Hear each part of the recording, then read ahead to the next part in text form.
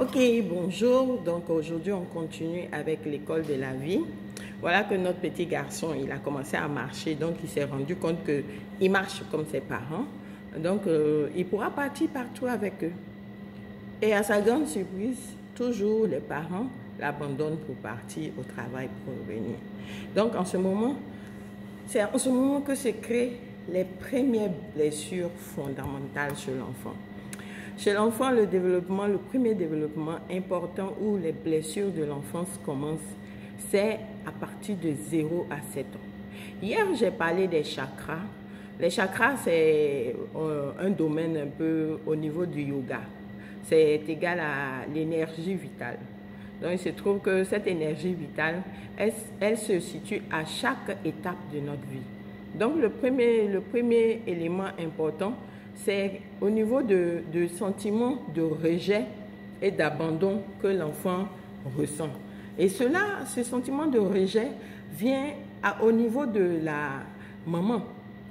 Parce que la maman, comme autant jadis, avant, nos mamans, elles n'avaient pas de travail. Leur travail, c'était de rester à la maison. Donc, tous les enfants recevaient toujours cette maternalisation de l'enfant. C'est-à-dire que l'enfant, il sait que même si papa va au travail, maman est là avec lui et puis elle s'occupe de lui.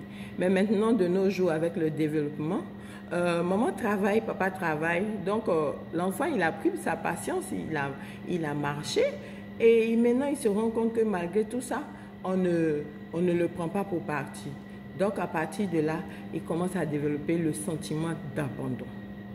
Et là, c'est la première blessure fondamentale. Et après, si ça persiste, il a le sentiment de rejet. Et ce sentiment de rejet, c'est dû à l'absence de la maman qui, elle, maintenant est dans la vie active. Donc, j'aimerais renchérir à ce niveau pour expliquer que de nos jours, les choses ont tellement évolué que tout a évolué. Avant, nos parents avaient le temps de s'asseoir pour échanger avec nous. Avec la technologie, chacun se cache derrière son téléphone. Les gens n'ont plus le temps de vivre une vie de famille harmonieuse. Les enfants, ils sont là, ils sont perdus, se sentent abandonnés, se sentent rejetés. Et là, c'est des blessures fondamentales qui vont déterminer leur devenir demain. Et ça fait que dans la société, ils transportent ces blessures et c'est compliqué. Mais maintenant, toi le parent, toi la mère qui travaille, quand tu reviens du boulot, envoie quelque chose pour montrer à l'enfant que tu l'aimes. Tu reviens du boulot, même si tu es fatigué. Prends ton temps, tu vas passer un temps de qualité avec l'enfant pour qu'il sente qu'il est entouré d'affection. Mais on se dit que bon, je suis fatigué, demain je vais aller au boulot et on rate des occasions avec nos enfants.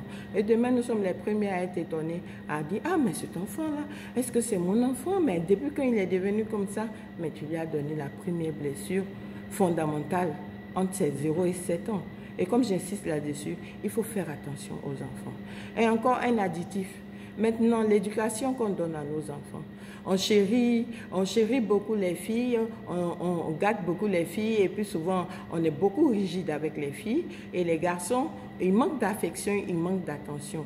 Et on leur dit, tu es garçon, il faut attraper. Un garçon, il ne doit pas pleurer. Un garçon, il ne doit pas faire ceci. Mais le garçon se sent rejeté. Il se sent abandonné. Donc aujourd'hui, il ne faudrait pas qu'on soit étonné de trouver des gens qui se promènent partout pour chercher le sentiment. Et voilà que la fille, elle est obligée d'être droite parce qu'elle est obligée de supporter tout. Voilà un peu l'école de la vie que je voulais partager aujourd'hui avec vous. J'ai une deuxième partie. Et comme on dit que le chiffre 7, c'est le chiffre divin, dans l'école de la vie, il faut voir, si on prend le temps d'observer notre vie comme un film, on va voir que à chaque étape où on doit passer d'un cap à un autre, on a une épreuve. Et cette épreuve-là nous permet de rentrer en nous-mêmes, de pouvoir bien fixer ce qu'on a appris et appréhender la nouvelle étape. C'est comme des classes, hein? Quand tu quittes telle classe pour aller à telle classe. Donc l'école de la vie débute avant l'école même que nous connaissons, qui va nous permettre des choses. Sur ce, bon jeudi et bisous à ciao.